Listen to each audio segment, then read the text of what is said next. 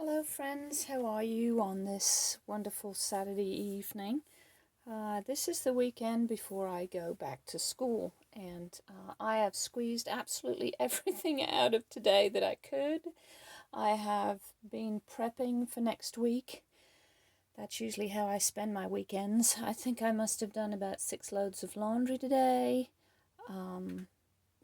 As well as strip the beds, wash the towels, and all of that good stuff. And I've yet to make my menu plan for this week. I've kind of been putting that off and shirking my responsibility, but there's still tomorrow. And I did see a post on an educator's site this morning that said officially, teachers, your break is over and you are now back in the workforce and planning for Monday. And I thought, you know what? No, not till tomorrow. Tomorrow I will look at my week and begin to plan. So today I've had some time to play, and I've really focused on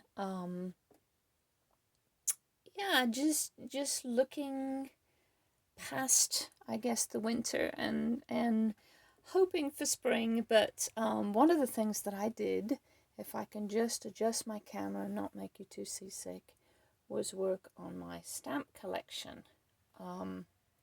I had a lot of stamps up here that I was not using, and so I boxed them up and put them away. And I think I'm going to have to take this out of the holder. I'll try to do that as easy as I can. And I unboxed some bunny stamps, and I just love these. I was gifted these by a lady that used to use Stampin' Up! Stamps, but feels like she's in a busy part of her life now, and offered them to me. And so I got those out ready to use. And this little set here. Now, interestingly enough, they've bought a new hydrangea set back this next quarter. And so I'm looking to use some of the papers with this set that I have. There's something rewarding about having wooden stamps to look at and to use. I am getting, if I can just pan over here, a small collection of, stamps that you use with stamp blocks. And, of course, I will not buy any more wooden stamps. But I like to have those in front of me and to look at those and to be able to use those. And so anyway, that's what I did today.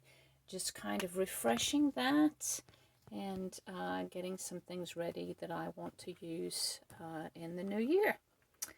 And the last thing that I want to share with you that I've been working on a little bit today is next year's journal, or this year's journal now, should I say, this being the 2nd of January.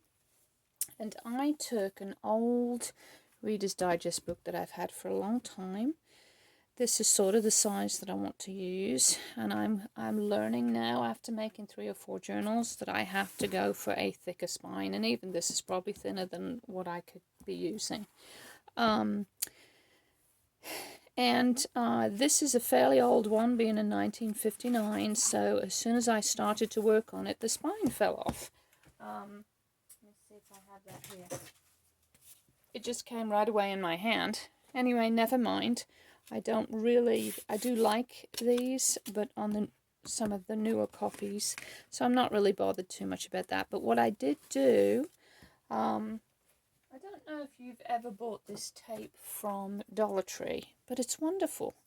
I could buy expensive book tapes, but these tapes they tear fairly easily, and they're easy to work with, but they're strong. They're very strong. So I put that to secure the cover on the inside, both on the back and the front.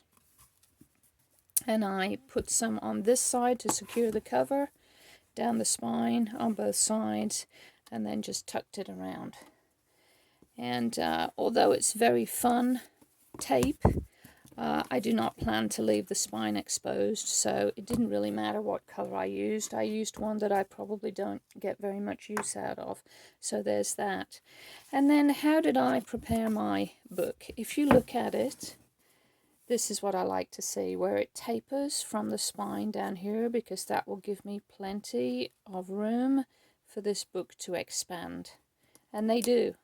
I mean, I like to put junky stuff in my journal, so they do expand. So that's what I want to see.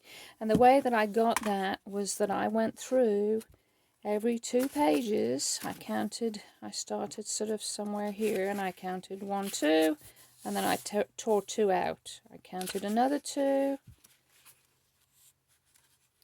and then I tore 2 out. And I went all the way through the book, and I reduced it from 566 sides to roughly 283 sides. And then what I'm probably going to do as I go along, because these pages are actually very thin, and I don't want to do the work and have the page fall out. So probably what I will do is, where I've removed pages, I will take that page and that page and glue it together. So you're seeing a clean spine. And then that will be nice and sturdy.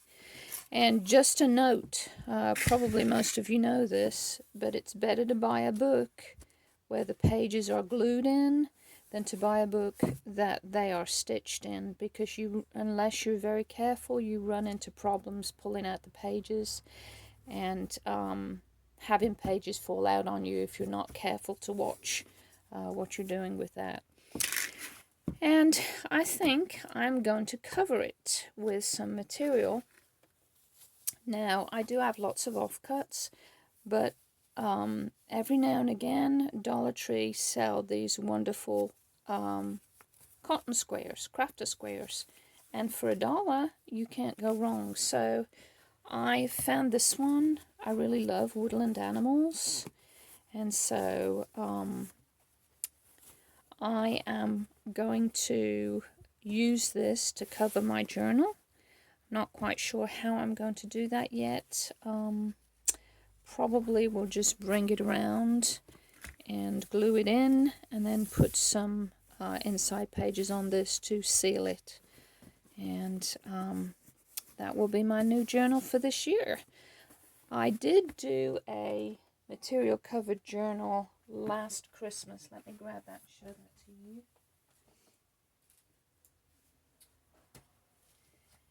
And with this one, I glued it down, and it was white, just plain white cotton, and I painted it. And then this image underneath, I did with, I can't remember what this is called, but it dries hard, and I used a stencil. Anyway, it'll come to me old age. And then I just put the tips on the corners. And that was my Christmas journal for last year. And I can't see my other journal at the moment. I did do another one that was material, but I painted over that with chalk paint, and then I sealed it, and it was in a brown color, so it looked a little bit leathery, and I really liked that effect. But I think this one's just going to be a plain cotton colored journal, and I've not made my mind up yet if I want to make this a thematic journal all the way through, either by color or design, or just go, you know, entry by entry. I'm not sure yet. I think if I'm using the woodland cover, I may go for maybe flowers, botanical, birds, creatures, somewhere in that direction, but we will see. I do have a book on order that's probably traveled as far south as Georgia and as far north as New York, and as far west as Texas, so I'm still waiting. I'm somewhere in the middle of there, and I keep getting these notifications every day that it's on its way to somewhere, but it's not on its way to here yet. And but anyway, I'll get it soon, and maybe I'll show that to you. Well, thanks for watching, and I'm looking forward to seeing how you're prepping for this year, and I'm looking forward to working in my journal with you. Have a great evening. Give me a thumbs up if you've liked what you've seen, and we'll talk again real soon. Thanks for now.